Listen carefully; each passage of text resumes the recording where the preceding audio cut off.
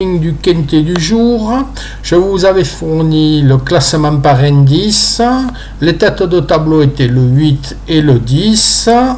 Qu'est-ce qu'on peut voir? Que le 8 finit deuxième pour un rapport placé allant de 3 à 4 € et quelques.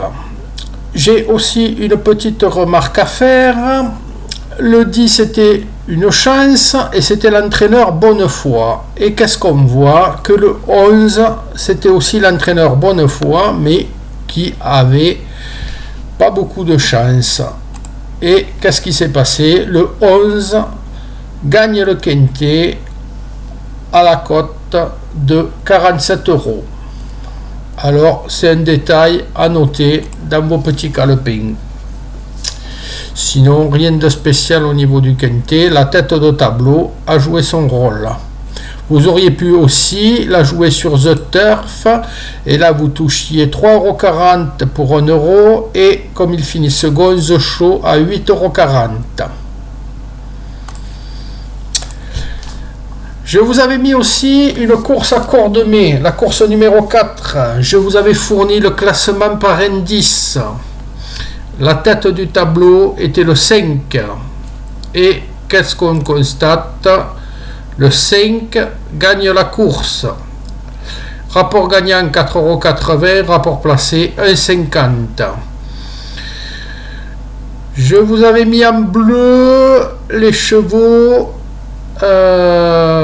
qui pouvaient se placer à une cote un peu plus intéressante. Et le 4 a fini en fait troisième, rapport placé 1,80 €. Le couplet 5-4 faisait que 3,60 €. Bon, ce n'était pas super intéressant.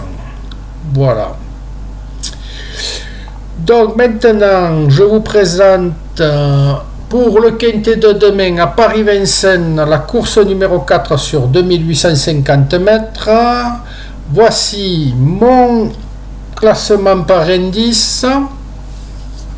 Donc on voit que le 5 et le 15 se détachent. Alors je vous ai mis les chevaux en forme, les chevaux en regain de forme. De la couleur rouge, je vous ai mis les chevaux qui étaient répétés plusieurs fois. Après je vous ai mis les chevaux pouvant se réveiller et créer une surprise. Je vous invite donc, avant de faire vos jeux, de regarder un peu ces 3 groupes de chevaux.